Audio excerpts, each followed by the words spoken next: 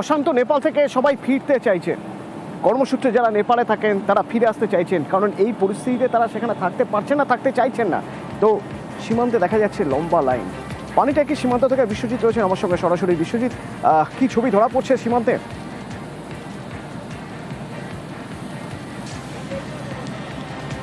দেখো, নেপালের যে উদ্বুদ্ধ পরিস্থিতি, সেই পরিস্থিতিতে মূলত ঘরে ফেরার হিড়িক দেখা যাচ্ছে ভারতীয়দের মধ্যে। ইতিমধ্যে বহু পর্যটক এবং শ্রমিকরা যারা কিন্তু নেপালের বিভিন্ন প্রান্তে এই উদ্বুদ্ধ পরিস্থিতির মধ্যে আটকা ছিলেন, তাদের কিন্তু ধীরে ধীরে ভারতে ফেরার চেষ্টা চলছে।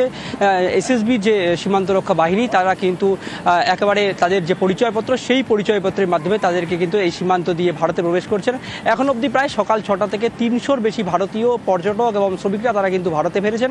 অন্যদিকে বলে রাখি তোমাকে, যা উদ্বুদ্ধ পরিস্থিতি সেই দিকের কথা চিন্তা করে মুখ্যমন্ত্রী মমতা বন্দ্যোপাধ্যায়ের নির্দেশে দার্জিলিং জেলা পুলিশ ইতিমধ্যে একটি হেল্পলাইন নাম্বার চালু করেছে, যার মাধ্যমে আটকে থাকা নেপালে যেসব ভারতীয় তাদেরকে কিন্তু যোগাযোগ করে তাকে ভারতে ফেরানোর কথা চলছে। অন্যদিকে সীমান্ত, যে পানিটেগি সীমান্ত, সেখানেই কিন্তু অ্যাসিস্ট্যান্ট বুথ চালু করেছে দার্জিলিং জেলা পুলিশ, যাতে সব রকম সহায়তা চালু করা যায় নেপাল ফেরত ভারতীয়দের ক্ষেত্রে। এক কথায় বলা চলে যে সকাল থেকেই কিন্তু একাধিক পর্যটক এবং শ্রমিকরা যারা বিভিন্ন প্রান্তে আটকে ছিলেন নেপালের এই উত্তেজনাকর পরিস্থিতি, তারা কিন্তু ধীরে ধীরে ফেরা শুরু করেছেন। নেপাল থেকে যে সমস্ত যারা বন্দীরা, তারা কিন্তু ইতিমধ্যে ফিরেছেন, যাতে কোনো ধরনের অপ্রীতিকর ঘটনা, কোনো অনুপ্রবেশকারী এইভাবে কিন্তু সীমান্ত মধ্যে দিয়ে ভারতে প্রবেশ করতে না পারে, সেদিকেও কিন্তু সদা সতর্ক রাখছে জেলা পুলিশ। অন্যদিকে এসএসবি, কারণ প্রত্যেকের কাছ থেকেই যে সমস্ত প্রয়োজনীয় নথি তা দেখেই কিন্তু সীমান্তে প্রবেশ করানো হচ্ছে।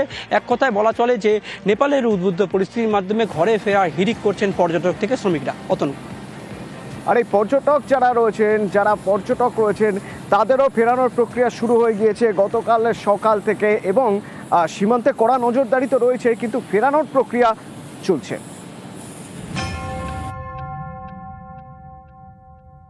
सर बहुत बुरा हालत है, बुरी हालत है, सब तोड़ फोड़ हो गया है, भंसार और सब ऐसे है। हम तो निकाल रहे हैं सर।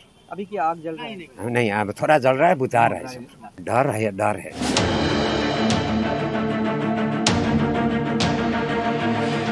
রাস্তায় পড়ে আধপোড়া গাড়ি, অশান্তির ক্ষত দগদগে।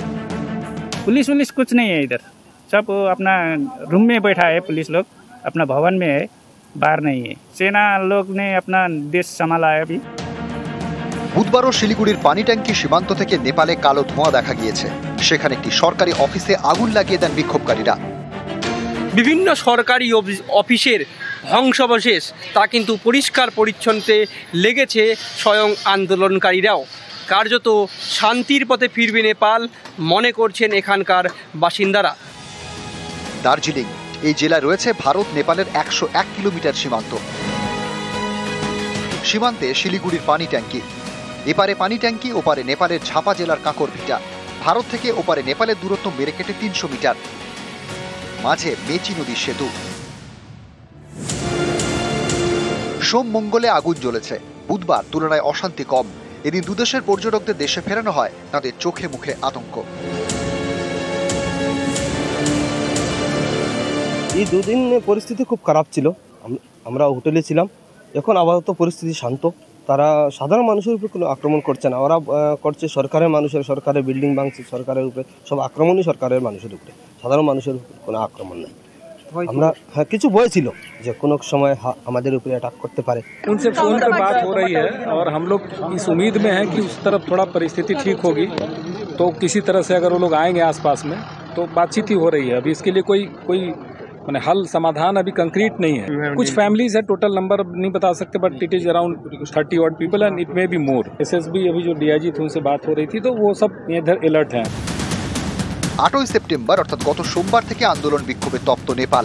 এর জেরে নিরাপত্তা জোরদার করা হয়েছে ভারত নেপালের পানি ট্যাঙ্কি সীমান্তে। এই বর্ডার দিয়ে পণ্য পরিবহন আপাতত বন্ধ।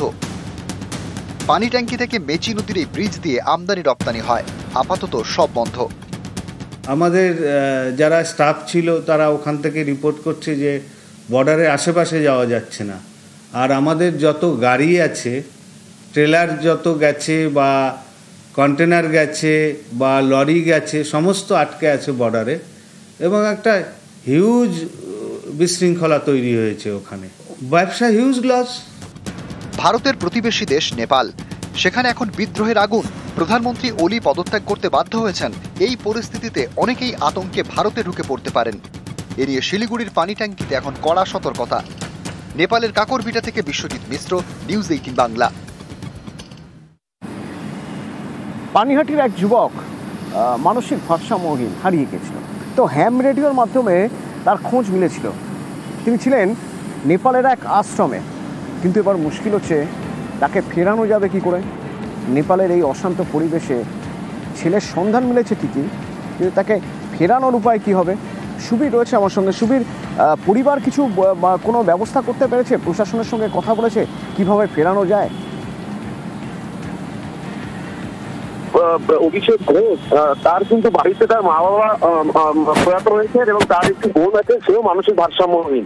এবং গত 8 মাস আগে এই পানিহাটি থেকে কিন্তু সে নিখোঁজ হয়ে গিয়েছিল এবং তারপরে হ্যাম রেডিওর মাধ্যমে কিন্তু নেপাল প্রশাসনের সঙ্গে যোগাযোগ করে জানতে পারা যায় যে নেপালের একটি আশ্রমে কিন্তু এ রয়েছে। এবং তারপরে নেপাল প্রশাসনের সঙ্গে কথাবার্তা বলে তাকে কিন্তু ভারতে ফেরানোর উদ্যোগ নেওয়া হয় হ্যাম রেডিওর মাধ্যমে। কিন্তু নেপালে যে গন্ডগোল শুরু হয়েছে তার কারণে কিন্তু এই যে উদ্যোগ, সেই কাজটা কিন্তু থমকে যায় এবং এই মুহূর্তে তার সেখানে কারোর সাথে যোগাযোগ করা যাচ্ছে না। এবং সেই জায়গা থেকে হ্যাম রেডিও ভারতের অর্থাৎ ভারত সরকার এবং নেপাল সরকারের সঙ্গে, অর্থাৎ নেপালের যে প্রশাসন, তাদের সঙ্গে কথাবার্তা বলছে যে দ্রুত এই অভিষেক ঘোষকে ভারতে ফেরানোর জন্য।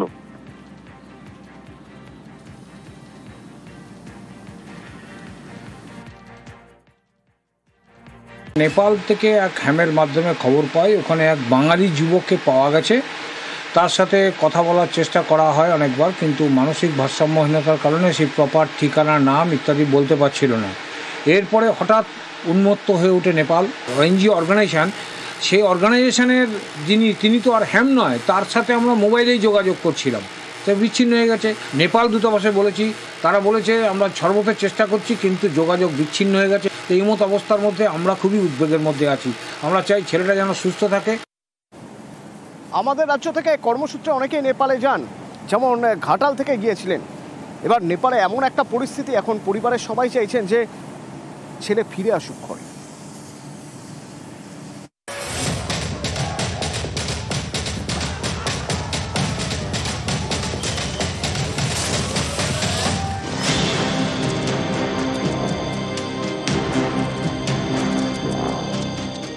নেপাল জুড়ে অশান্তির আগুন,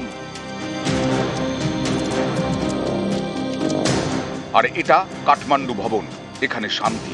এই কাঠমান্ডু ভবন নেপালে নয়, ঘাটালে, পশ্চিম মেদিনীপুরের ঘাটালের কুশপাতা। এখানকার বাসিন্দা নরেন্দ্র মাইতি প্রায় 20 বছর ধরে কাঠমান্ডুতে সোনার দোকান চালিয়েছেন। এই কারণেই তার বাড়ির নাম কাঠমান্ডু ভবন। 2019-এ করোনার সময় নেপালের দোকান গুটিয়ে ঘাটালে ফেরেন নরেন্দ্র মাইতি। সেই নেপাল এখন বিদ্রোহের আঁচে গরম, আর ঘাটালের কাঠমান্ডু ভবন চুপচাপ। এখানের অবস্থা খুবই খারাপ। ঘাটাল থেকেই অনেকেই কাজ করতে গিয়েছেন নেপালে। সকলেই সোনার দোকানে কাজ করেন। তাদের এখন কাজ বন্ধ, মনে আতঙ্ক, চিন্তায় ঘাটাল। দুজন ভাই আছে, তারা এখন খুবই টেনশনেই আছে। ওখানে তো প্রচুর গন্ডগোল চলছে ইন্টারনেট নিয়ে, যার ফলে আমরা কাল থেকে সন্ধ্যা থেকে যোগাযোগ করতে পেরেছি, তার আগে কোনো যোগাযোগ করতে পারছিলাম না, যার ফলে খুব উদ্বেগে ছিলাম। আমরা চাইছি চলে আসুক এখন যেহেতু ওখানে ভয়াবহ পরিস্থিতি, কিন্তু আসতে পারছে না। এখন বর্ডার বন্ধ আছে। ভাসুর, যা, তার ছেলে, ভাগনা, 7 জন আছে। কি করে? সোনার কাজ করে। আমরা দুশ্চিন্তায় আছি, এরকম একটা গন্ডগোল হচ্ছে। সবাই, বাড়ির লোক সবাই খুব টেনশনে আছে। পশ্চিম মেদিনীপুরের খড়গপুর, এখানকার বাসিন্দা বিনীতা মান্না নেপালে ডাক্তারি পড়ছেন, 2nd ইয়ারের স্টুডেন্ট। অশান্তির পর থেকে আতঙ্কে বিনীতা দ্রুত বাড়ি ফিরতে চান। হ্যাঁ, ভয় তো খুব হচ্ছে। বাড়ির সাথে তো যোগাযোগ করছি, বাড়ির লোকেরাও টেনশন করছে, বলছে ঘর আসতে। এখন তো আমরা এটাই চাই, আমরা যে যারা ইন্ডিয়ান আছি, যে আমরা যে কোনো ভাবে ঘর চলে যেতে চাই এখন। নিউজ 18 বাংলা।